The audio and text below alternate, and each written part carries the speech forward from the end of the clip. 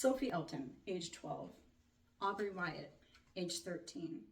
Harmony Rose, age 10. Sammy Touche, age 10. Haley Gabrielson, age 13. Theo Ferreira, age 14. Jack Reed, age 17. These children had dreams, laughter, futures, until relentless bullying stole them away.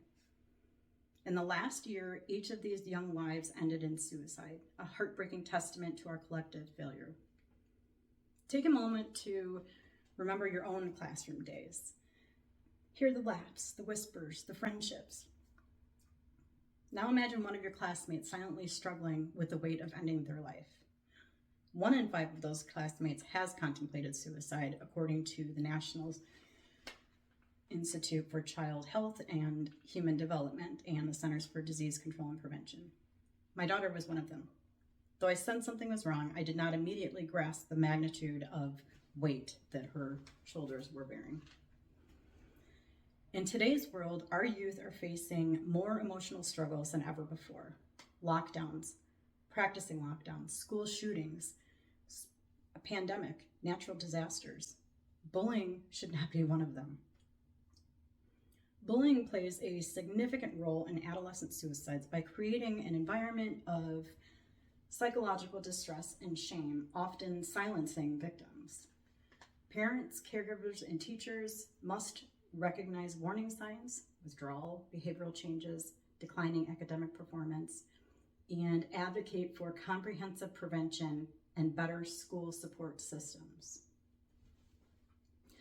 Bullying creates a toxic environment, making it difficult for adolescents to concentrate on their studies, pushing them into isolation from family and friends. It leads to emotional distress, anxiety, depression, and feelings of worthlessness. Aubrey Wyatt from Ocean Springs, Mississippi, was just 13, yet her life was marred by daily torment, both online and in school. The words and actions of a handful of her peers pushed her to a point where she felt like she had no escape other than ending her life. After her passing, her mother, Heather, took to social media, particularly TikTok, to share her daughter's story and to raise awareness about the devastating effects of bullying and prevent other families from feeling the same unbearable loss. The emotional burden of bullying often silences victims due to their fear of retaliation or shame. Studies reveal that 60% of teens who have been bullied never report it, afraid that it will make things worse or that no one will understand. Sophie Elton, just 12 from Oklahoma, kept her torment hidden until it was too late. She bore the weight of bullying, feeling unseen and unheard at school until she couldn't bear it anymore. A few days before ending her life is when she finally confided in her parents about the bullying that she was enduring. The growing rate of adolescent suicides is alarming. According to the Centers for Disease Control and Prevention, suicide is the second leading cause of death among individuals aged 10 to 24. The second leading cause of death. It also reports that there was a 56% increase in suicide of this age group from 2007 to 2019, with cyberbullying in particular being strongly linked to suicidal thoughts and behaviors.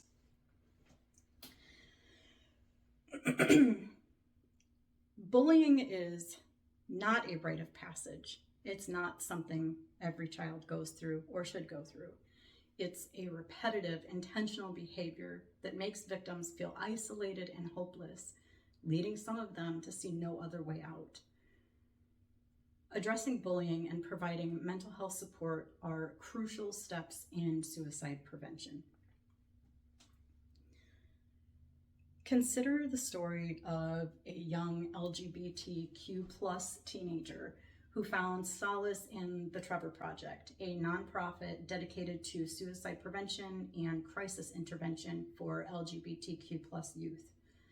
Since its founding in 1998, it has become a lifeline, saving hundreds of thousands of young lives. While organizations like the Trevor Project, the JED Foundation, National Alliance on Mental Illness are making a difference. Bullying needs to be addressed directly in the schools where it is happening. One effective solution is integrating social emotional learning into school curricula. This approach teaches children emotional intelligence, self-awareness, and coping strategies that improve academic success and mental health. By promoting empathy, understanding, and kindness, we can help students develop the skills they need to bounce back from life's challenges. Recognizing the signs and symptoms of bullying and mental health struggles is also a vital role for parents, caregivers, and teachers. The phrase hurt people reminds us that bullies often carry trauma of their own, perpetuating a cycle of chronic pain. Offering support to both victims and bullies is essential. Signs of mental health struggles in adolescents include feelings of sadness, worry, or hopelessness, often manifesting as anxiety and depression. The National Alliance on Mental Illness and the CDC share that signs of emotional struggles include such as behavioral changes, withdrawal from regular activities, irritability, sleep issues, and loss of interest in things that they previously enjoyed. Those are common signs. Physical symptoms include headaches, stomach aches, fatigue, and also they signal that there is distress going on. Early intervention is key. Encouraging open, regular conversations and sharing feelings and struggles can lift the silence many of our youth feel trapped by. Imagine a child who feels heard, whose pain is acknowledged, and who finds the courage to ask for help. Parents and students can turn to school counselors, helplines, and online resources for support. We just need more of them. We can also help our youth build coping skills through consistent routines, exercise, and mindfulness techniques that like deep breathing and meditation, promoting mental health awareness and advocating for more school resources is essential in breaking the silence and stigma and supporting both bullies and families. Victims. Anti-bullying policies and strategies are becoming more prevalent, but there is still a great need for more understanding and focus on the overall mental well-being of today's children. London DeShields, age 15. Flora Martinez, age 12. Drayson Brabant, age 11. Rio Allred, age 12. Behind every statistic is a real child, a life that could and should have been saved. Bullying isn't just a phase. It isn't just a rite of passage. It's a destructive force that shatters lives.